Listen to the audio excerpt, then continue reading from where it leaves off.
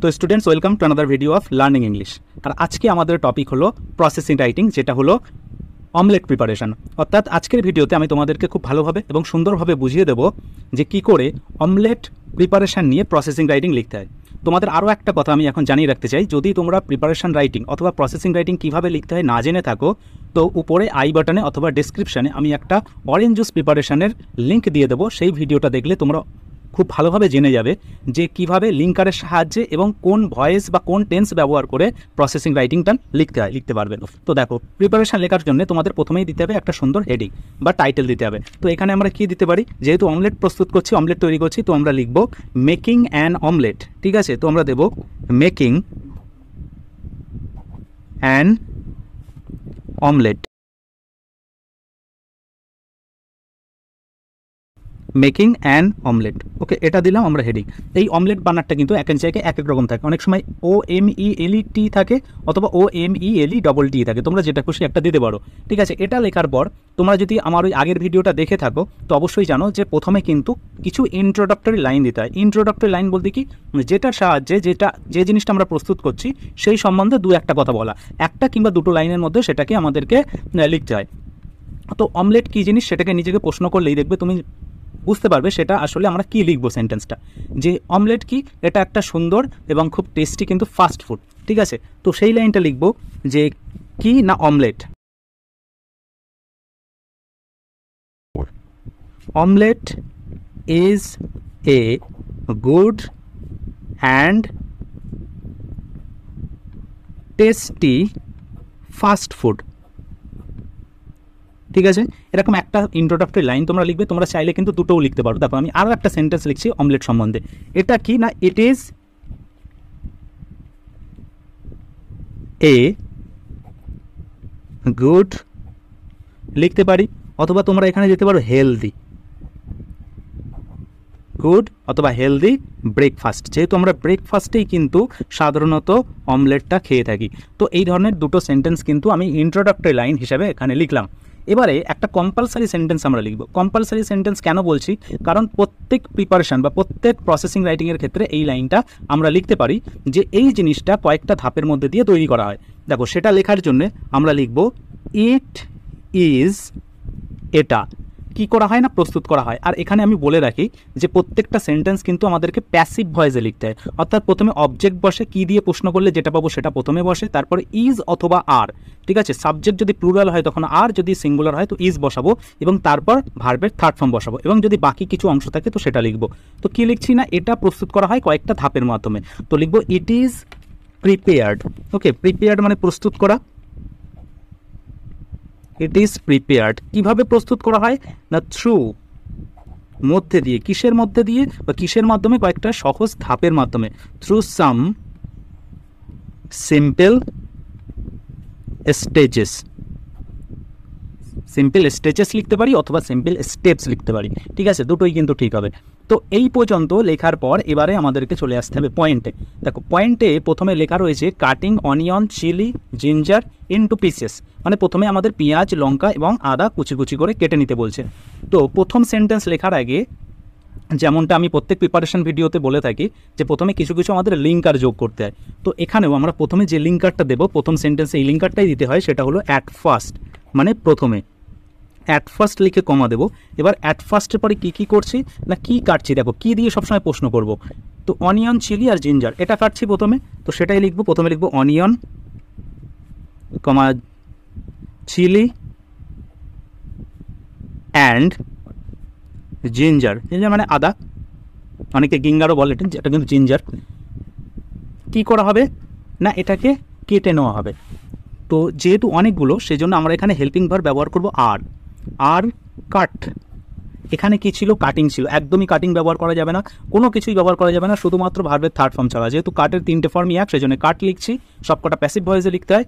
কাট into, কীভাবে কেটে নেওয়া হবে না, ছোটো ছোটো টুকরো করা হবে, কাট ইনটু এ স্মল পিসেস। ওকে, এই পর্যন্ত লেখার পর আমরা ফুল স্টপ দেবো। এরপরে আমরা লিখব আরও একটা লিঙ্কার, যেটা হলো দেন। অ্যাট ফার্স্টের পরে দেনই সাধারণত বসাই আমরা। তো দেনের পরে কমা দিয়ে চলে যাব আমরা পরের লিঙ্কার, পরের পয়েন্টে। কি লেখা আছে, breaking egg into a Baul. Breaking মানে কি, ভাঙা হয় একটা ডিম একটা বাটির মধ্যে, তো সেটাই আমরা লিখবো এখানে এইভাবে।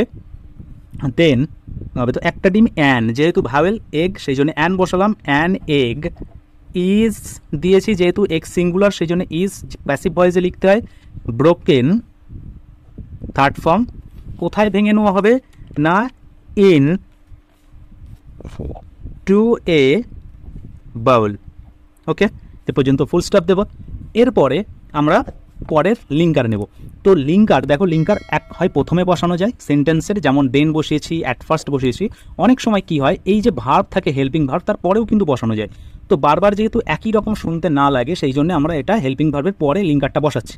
দেখো কীভাবে করা হবে না, আমরা এবার লিখতে চাচ্ছি যে পয়েন্টে লেখা আছে কি না, mixing with onion chilli ginger pieces. এই যে বাটিতে যে ডিমটাকে যে ভেঙে নিলাম, এটাকে কিন্তু ওই সমস্ত জিনিসের সঙ্গে মিক্স করা হচ্ছে। তো ফুল স্টপ দিয়ে লিখতে পারি যে নাও ইট ইজ, এভাবেও শুরু করতে পারতাম। আর কিন্তু আমরা লিখছি এইভাবে যে ইট ইজ নাও। ঠিক আছে, এই যে নাও লিঙ্কারটা এটা আমরা মাঝখানে নিয়ে আসলাম হেল্পিং ভার্বের পরে। ইট ইজ নাও কী ছিল এখানে, মিক্সিং ছিল, তাই তো মিক্সিং, কিন্তু মিক্সিং তো লেখা যাবে না, আমি কি বলেছি ভার্বের থার্ড ফর্ম ব্যবহার করতে হবে। তো সবসময় third form, it is now mixed. এবার কিসের সঙ্গে মিক্সড করব, মিক্সড দিলে তারপরে প্রিপোজিশন বলে উইথ, মিক্সড উইথ ওখানে ছিল কি অনিয়ন ছিল, কমা দিলাম, এখানে অনিয়ন ছিল, চিলি ছিল আর জিঞ্জার পিসেস ছিল। তো সেগুলোই লিখে দেই। দেখো কত সহজেই কিন্তু এক একটা পয়েন্ট থেকে এক একটা সেন্টেন্স আমরা তৈরি করতে পারছি। Chilli and ginger pieces.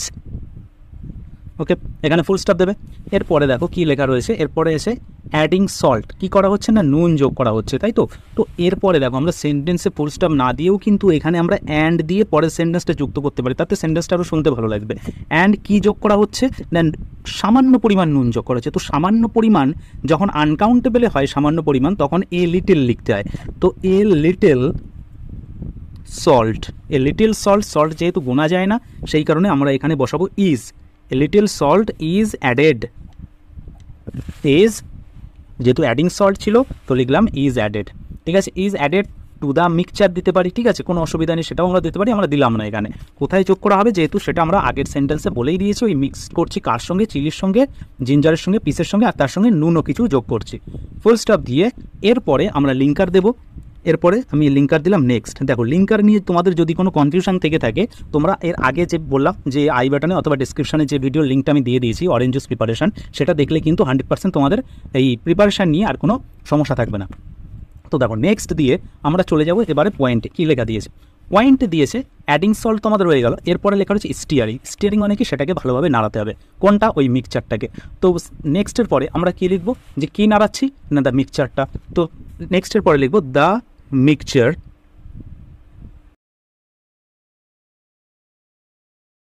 এটা যেহেতু আনকাউন্টেবল মিক্সচার তো ইজ লিখলাম। ইজ কি করা হবে না, স্টিয়ারিং ছিল ওখানে, আমরা কিন্তু এখানে থার্ড ফর্ম ব্যবহার করব ইজ স্টিয়ার্ড। এবারে বলেছিলাম এর পরেও যদি কিছু বাকি অংশ থাকে সেটা তোমরা লিখতে পারো। নিজেকে প্রশ্ন করো, আমরা কি হাত দিয়ে সেটাকে নাড়বো? অবশ্যই না। কি করবো, সেটাকে একটা চামচি দিয়ে সুন্দরভাবে নাড়বো, তো সেটাই লিখে দেবো ইজ স্টিয়ার্ড। নাড়ানো হবে কি দিয়ে না, with the help of a spoon. Okay, স্পুনের সাহায্যে সেটাকে কিন্তু নাড়ানো হচ্ছে। ফুল স্টপ দিয়ে তোমরা আগে থেকেই একটা লিঙ্কার লিখে দেবে দেয়ার আফটার, এবং তারপরে তোমরা পয়েন্টে যাবে, কি আছে পয়েন্টটা দেখতে চাই, পয়েন্টে কী লেখা আছে। তো স্টিয়ারিং তো হয়ে গেল, এরপরে কি আছে, pouring oil in a frying pan. Frying pan বলতে যে প্যান, অর্থাৎ যে সসপ্যান হোক বা যে ননস্টিক যে প্যান হোক, যার মধ্যে করে আমরা ওই অমলেটটা প্রস্তুত করছি, তার মধ্যে কি করা হবে, এই সমস্ত তার মধ্যে কি করা হবে, একটা তেল ঢালা হবে, তাই তো। তো দেয়ার আফটার কি ঢালা হচ্ছে, কিছু তেল নিতে হবে। তো লিখলাম সাম অয়েল, অয়েল দিতে পারি। আবার অনেক সময় কী করি, ঘিতেও ভাজা হয় কিন্তু, তো সেটাও আমরা দিতে পারি, অর ঘি। এগুলো লিখলে কি হবে, কিছুই হবে না, শুধুমাত্র আমাদের ওয়ার্ড কাউন্টটা কিন্তু বেড়ে যাবে, সেটা আমাদের পক্ষেই ভালো। তো আমাদের যদি মাথায় আসে যে আমরা ঘি দিয়েও কিন্তু ভাজতে পারি, তো লিখতে পারি অয়েল অর ঘি, যেটা তোমাদের ওখানে লেখা ছিল না, অয়েল অর ঘি ইজ পোর্ড। এখানে অ্যান্ড দিলে এখানে আর দিতাম, যেহেতু অর দিয়েছি সেজন্য ইজ দিলাম, ইজ পোর্ড। এবার কোথায় ঢালা হবে, দেখো কোথায় নেওয়া হয়েছিল, ইন এ ফ্রাইং প্যান, তো লিখে দিলাম poured in a frying pan. এবার এই প্যানটা কোথায় থাকবে? স্টোভের উপরে থাকবে অবশ্যই, নইলে রান্না হবে কি করে? তো লিখে দিলাম on a stove, full stop. এরপরে দেখো পয়েন্টে কী লেখা আছে, এরপরে লেখা আছে mixture poured and spread on pan. ঠিক আছে, মানে ওই যে মিক্সচার যেটা আমরা বাটিতে মিশিয়ে নিয়েছিলাম সেটাকে এবার প্যানের উপরে ঢালা হচ্ছে। তো ফুল স্টপ দিয়ে আমরা প্রথমে লিঙ্কার যোগ করতে পারি। আবার বলেছি যে বারবার প্রথমে লিঙ্কার দিচ্ছি, তো এবারে একটা কী করবো না, লিঙ্কারটা হেল্পিং ভার্বের পরে যোগ করব। তো দেখো কীভাবে লিখছি, যে কি ঢালা হচ্ছে না, মিক্সচার ঢালা হচ্ছে। তো লিখলাম দ্য মিক্সচার ইজ, দেখো এরপরে আমি এবার যোগ করছি ইজ নাও, এখন কি করা হবে, ঢেলে দেওয়া হবে। ইজ নাও পোর্ড, পোর্ড মানে ঢেলে দেওয়া। এবার কোথায় ঢেলে দেওয়া হবে না, poured in to the pan, ওই প্যানের মধ্যে সেটাকে ঢেলে দেওয়া হচ্ছে। অ্যান্ড, এবং কি করব না, এখানে লেখা ছিল দেখো and spread on the pan, এবং তার মধ্যে ভালোভাবে ছড়িয়ে দেওয়া হচ্ছে। তো লিখে দিতে পারি and spread all over the কেমন প্যান, প্রশ্ন করো নিজেকে। নিশ্চয়ই সেই প্যানটা এখন গরম হয়ে গিয়েছে, আগুন জ্বলছিল, স্টোভের উপর বসানো ছিল। তো এখানে আমরা শুধু প্যান না লিখে আমরা লিখে দিতে পারি যে হিটেড প্যান। ঠিক আছে, এই ধরনের ওয়ার্ড কিন্তু তোমাদের লেখার সময় মাথায় আনতে হবে, তাহলে তোমাদের মুখস্থ না করেই লিখতে পারবে। হিটেড প্যান, ফুল স্টপ লিখে দিলাম, এই ফুল স্টপ দিলাম এখানে। এরপরে কি আছে দেখো, এরপরে আছে সলিডিফাইস। সলিডিফাইস মানে ওই যে মিক্সচারটা যেটা আমরা স্টোভের ওপরে দিলাম, তো যেটা গরম করছি, আস্তে আস্তে সেটা জমে যাবে, থকথকে হয়ে যাবে সেটা। তো ফুল স্টপ দিয়ে আমরা লিখব কিছুক্ষণের মধ্যেই বা কয়েক মিনিটের মধ্যে, তাই তো 1 মিনিটের মধ্যেই, সরি। তো আমরা লিখব within, within a minute. Minute বানানটা কিন্তু একটু অন্যরকম, MINUTE। ঠিক আছে, অতটাও সহজ না। উইদিন এ মিনিট, তোমরা বানান ভুল করবে না লেখার সময়। উইদিন এ মিনিট, কয়েক মিনিটের মধ্যে কী হবে, তো লিখতে হবে দ্য মিক্সচার সলিডিফাইস। ঠিক আছে, সলিডিফাইস মানে সেটা কিন্তু জমে যাবে। এটা আর আমরা প্যাসিভ ভয়েসে লিখলাম না, যেটা আছে সেটাই লিখে দিলাম সলিডিফাইস, ফুল স্টপ দেব। এবং এরপরে দেখো, এরপরে পয়েন্টে কী লেখা রয়েছে না, এরপরে লেখা আছে যে রোলিং। ঠিক আছে, তো আমরা এখানে ওটাই লিখব। তো ফুল স্টপ দিয়ে লিখব যে দেন, লিঙ্কার বসালাম একটা, দেন কি বলেছিলাম, রোলিং লেখা ছিল। তো কি রোলিং করব, ওই যে অমলেট সেটাকে, তো লিখে দিলাম ইট ইজ রোল্ড। ঠিক আছে, এটাকে রোল করা হয়, ফুল স্টপ দিলাম। তোমরা এখানে রোল কেয়ারফুলিও দিয়ে দিতে পারো, যে খুব যত্ন সহকারে সেটাকে রোল করা হচ্ছে। ঠিক আছে, সেন্টেন্স বাড়ানোর জন্য আমরা অনেক কিছুই করতে পারি। তো ফুল স্টপ দিয়ে আমাদের রোল করা হয়ে গেছে, মানে আমাদের বুঝতে পারছি অমলেট প্রস্তুত। তো এবারে লাস্ট লাইন লিখবো, আর লাস্ট লাইন লেখার জন্য আমাদেরকে একটা লিঙ্কার দিতে হয়, ফাইনালি অথবা অ্যাট লাস্ট, এই দুটোর মধ্যে যে কোনো একটা। তোমরা আগের ভিডিও দেখলে অবশ্যই এটা জেনে থাকবে। তো এটা লেখার পর দেখো আমাদের পরের পয়েন্টে কী ছিল, যে serving hot in a plate, অর্থাৎ প্লেটে কিন্তু এটাকে আমাদেরকে গরম গরম, serving hot in a plate মানে এটাকে প্লেটে আমাদের গরম গরম পরিবেশন করা হবে। তো ফাইনালি দিয়ে লিখবো কি না, কি প্রস্তুত হয়ে গিয়েছে, অমলেটটা প্রস্তুত হয়ে গিয়েছে। তো লিখবো দ্য অমলেট ইজ রেডি, প্রস্তুত হয়ে গিয়েছে কিসের জন্যে, সার্ভ করার জন্যে। তো টু বি সার্ভড হট, গরম গরম, কোথায় নাই, অন এ প্লেট। ঠিক আছে, দেখো কত সহজে তোমাদের অমলেট প্রিপারেশনটা কিন্তু লেখা হয়ে গেল। তো তোমরাও যদি এইভাবে নিয়ম ফলো করে লেখো, তোমরাও কিন্তু খুব সহজে এটা নিজের ভাষায়ও লিখতে পারবে, কোনো রকম মুখস্থ করা ছাড়াই।